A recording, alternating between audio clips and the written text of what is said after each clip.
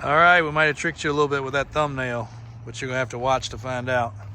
So, in case you don't know, I'm J.W. Davis. This is Davis Auto Sales and Davis Drives. And today, we're gonna find out what I drive. Seems to be a popular question. People ask all the time, especially old friends. Like, wow, what do you drive these days? We've been watching you. Things are ever changing, between real estate and businesses and the car dealership, which everybody knows was my father's, and I helped take it over, I guess, in the 90s and make a lot of changes. And then the off-road shop came along that my brothers run, and then other businesses have come along. And anyway, long story short, everything's always changing, but it seems like a very common question. What is it that you drive? Well, honestly, typically I have almost 400 choices. All kinds of different vehicles, hot rods, classics. And I am a car nut, so I love them all.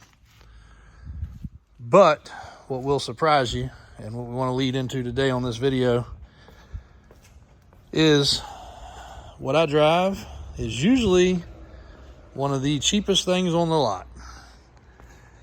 And I do that for a couple reasons, but this video will go a little bit further than that, so be sure to keep watching.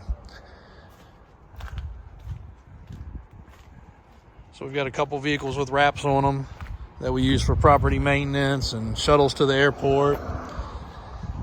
And of course, every make, model, and style of vehicle. Parking lot over there with several hundred vehicles. But here's my ride. This Tahoe was for sale on the lot, and actually the cheapest thing on the lot, $5,000. And it's a running, driving Tahoe. Now, these don't bring a lot of money. This was a trade-in at the new car dealership on a brand new one. We get a lot of their trade-ins, and this was one of them, and I just jumped in it, and lo and behold, just became my daily for quite some time. It just popped up, it needs an oil change, so I put probably 5,000 miles on this. So, random, of course, yes. Not fancy, of course, yes. And there you can see, got my hunting stuff in here, some tools, my baby's car seat, her toys, gym clothes. Oh, there's the actual window sticker. $49.95, 300,000 miles, and I have been driving it. Phone chargers. Don't show my gym coach the Mountain Dew's in there. Not supposed to have that as part of my diet, but been good transportation. Had to add a little bit of oil between oil changes, and other than that, 340 or 50, 60,000 miles, whatever it's got, it's been very dependable. So I like driving these less expensive trucks because, one, if there's a problem, we're not going to sell it. I don't make money selling $5,000 trucks, believe it or not. Trucks over there, some of them have $10,000 and $15,000 just in tires and wheels. Our tow trucks, they've got $5,000 just worth of chain, straps, and equipment in them. So $5,000 does not make or break the business. But we do still have clientele that need extra vehicles, that depend on us and trust us. And who knows, that thing could have been a turd. And if it was, we would have sent it to the auction. Got another one over there that I'm actually going to start driving. And the reason I'm getting out of this one is we're going to donate it. So I want you guys to follow along to part 2 of this video, because I'm going to try to get the pastor of this church to come in that we're going to donate it to. And it's, I guess, more than a church, it's a ministry.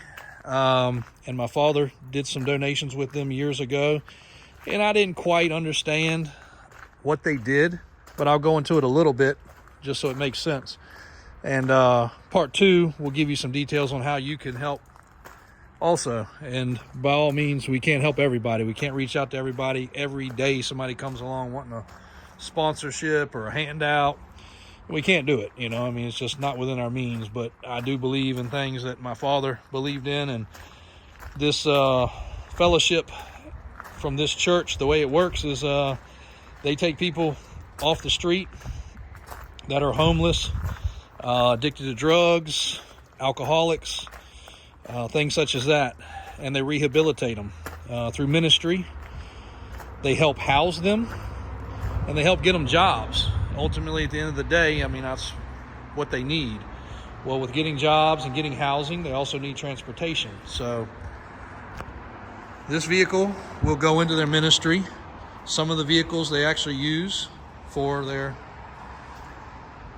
people that they have brought around, and some of them they actually fix up and sell. Nevertheless, doesn't matter to us. We just donated a passenger van to them, a church style van, and we've got a couple others that are going to them in the next week or so. But it's something to really believe in, because there are people out there that are wanting to do better and can't get their feet on the ground. And this guy, I believe he said he'd been with them for 30 years. And again, I'm going to try to get him to come in and explain the process and the fellowship. And we know we have a lot of followers out there that can afford to help as well. And it's something that I strongly would suggest. Anyway, he actually was a member of the process. He came in needing help, got off the street, got clean, started in the fellowship, and has continued with them ever since, and is now one of the managing members of this process. And saying a lot of us, it's just kind of a surreal thing. He's gone from having nothing to being addicted to drugs, to getting clean, to getting off the street. He was explaining to me some of the things they've just done. They've bought some old apartment complexes and redid them so people can actually get off the street and start getting clean. And again, finding them a job after the fact. And they monitor them, don't get me wrong. They stay after them as far as things go, but they want people to improve. They want people to get back on their feet. They want them to get jobs. They'll continue to house them as long as they have jobs. They do a lot of things, and we think it's great. So I'm very proud to be able to provide that vehicle for them, because I know it's dependable. And two, because I know it's a good cause. So follow along for part 2. Sorry this got a little lengthy, but that's what the boss drives, believe it or not. And the next one's going to be pretty much the same thing, just a 2-year older version of it. But I'll transfer all my junk over, and that's what I'll be driving. No Lamborghini, no pickup truck, no Ferrari, no 2024 Super Duty. All of it's here, and if I decide I want to drive one home, that's all cool. We can put it in the garage, but it's not necessary. It's not needed. The old clunkers will get me by just fine. So to answer your question, what does the boss man drive? You saw it in black and white. Davis Drives on YouTube.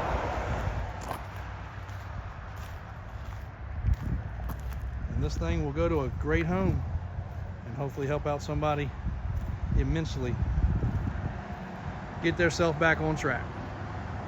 Thanks for watching today, and please watch part 2 if you have any want to help this organization. I have no affiliation, but just a good spot in my heart that it's a good thing to do.